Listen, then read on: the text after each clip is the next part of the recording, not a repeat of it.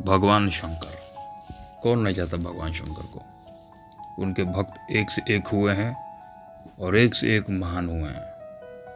सभी भगवान शंकर को जानते हैं, हम सब भगवान शंकर को पूजते हैं। भगवान शंकर और भगवान नारायण सदा ही अभिन्न हैं।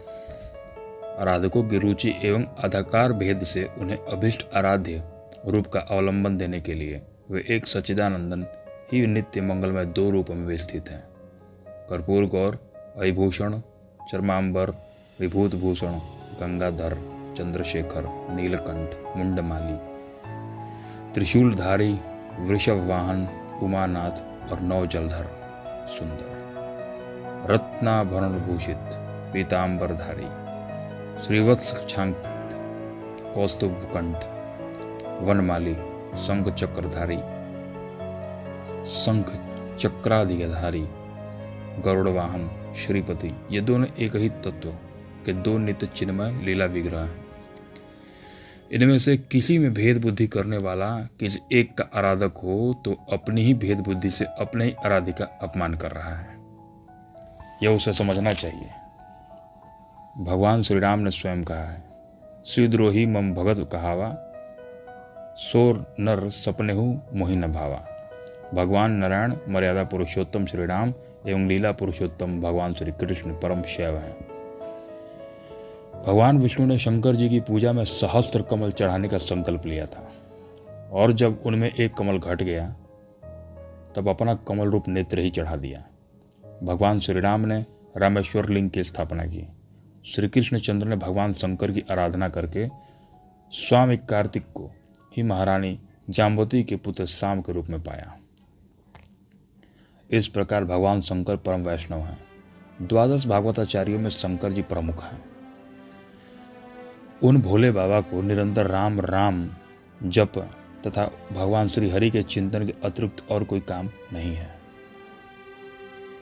वे अपने अविमुक्त धाम काशीपुर में मरने वाले प्रत्येक प्राणी को राम इस तारक मंत्र का उपदेश मृत्यु के क्षण में शंकर जी उसे मुक्त कर दिया करते हैं देकर।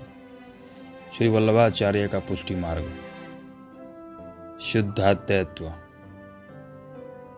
वैष्णव संप्रदाय मूल में भगवान शंकर से ही प्रवर्तित हुआ है। अनेक अन्य वैष्णव आराधना ग्रंथ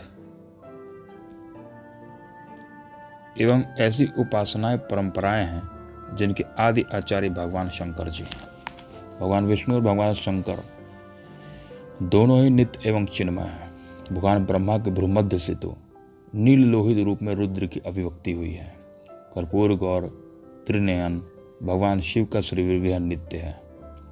भगवान शंकर की मंगलमयी अनंत लीलाएं हैं। उनमें से उनका हलाहल पान तो लोक मंगल का ही मूल है। देव और दैत्य दोनों मिलकर क्षीर सिंधु का मंथन कर रहे थे। मंदराचल को मथनी बनाकर उसमें वासुकी नाग को लपेटकर वे समुद्र मथ रहे थे। भगवान नारायण ने कच्छप रूप से मंदराचल को अपनी पीठ पर ले रखा था। जब देवता और दैत्य थक गए और उसका कोई परिणाम न हुआ तब स्वयं भगवान विष्णु अपने हाथों में वासुकी का सिर तथा उसकी पूंछ पकड़कर समुद्र को मथने लगे। अमृत पान के बाद इस प्रयत्न में कि सबसे पहले समुद्र से घोर हलाहल विष निकला। अमृत पीने के इस ललक में वो लोग कर रहे थे और इस प्रयत्न में सबसे पहले हलाहल विष निकला। भगवान विष्णु और सभी देवता समुद्र को मथने लगे थे।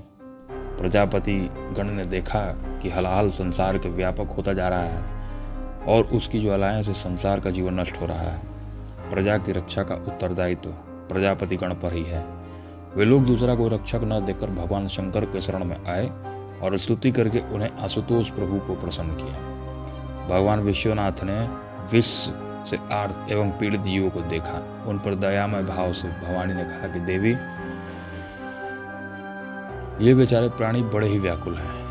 ये प्राण बचाने की इच्छा से मेरे शरण में आए हैं। मेरा कर्तव्य है कि मैं इन्हें अभय करूं, क्योंकि जो समर्थ है उनकी सामर्थ्य का उद्देश्य ही यही है कि वे दोनों ही पालन करें। साधुजन अपने क्षण भंगुर जीवन की बलि देकर भी प्राणियों की रक्षा करते हैं। कल्याणी जो पुरुष प्राणियों पर कृपा करता है उससे सर्वात्मा श्री हरि संतुष्ट होते हैं, और जिस पर वे श्री हरि संतुष्ट होते हैं उससे मैं तथा समस्त चराचर जगत भी संतुष्ट होता है। महाशक्ति को अपने आराध्य की अनुकंपा में बाधा तो देनी नहीं थी। उन ममतामयी को भगवान विश्वनाथ का प्रभाव सर्वथा ज्ञात था। उन्होंने अनुमोदन किया और भगवान शंकर ने उस व्यापक हलाहल विष को अपने हथेली पर एकत्रित करके भगवान का नाम लेकर पान कर लिया। शंकर जी ने उस विष को अपने कंठ में रख लिया। इससे उनका कंठ उज्ज्वल वर्ण नीला हो गया।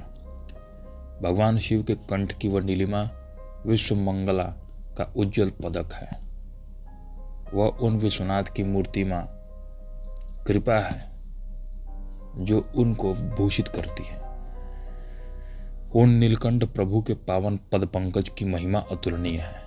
हमारे वेद शास्त्र पुराण इतिहास और तंत्र भगवान शंकर की महिमा गौरव गरिमा विविध लीला तथा उनके विविध उपदेशों और उनकी बतलाई हुई असंख्य साधन प्रणालियों से भरे हैं।